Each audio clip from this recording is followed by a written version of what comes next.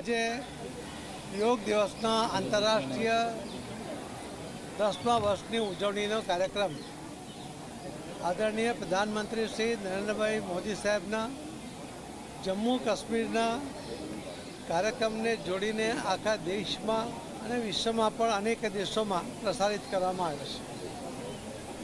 જમ્મુ અને કાશ્મીરમાં આજે 50થી 60 લાખ લોકો આ યોગ દિવસના કાર્યક્રમમાં જોડાયા હતા। એ અભૂતપૂર્વ કહી શકાય એ પ્રકારનો માહોલ આજે આપણને ત્યાં જોવા મળ્યો હતો।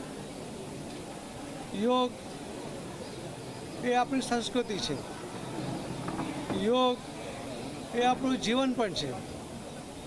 કોઈપણ પ્રકારની દવા વગર, કોઈપણ પ્રકારની ગોળીઓ કે સારવાર લીધા વગર યોગ દ્વારા અસાધ્ય રોગોને પણ સારા કરવાનો વિક્રમ કે વ્યવસ્થા એ આ યોગની તાકાત છે।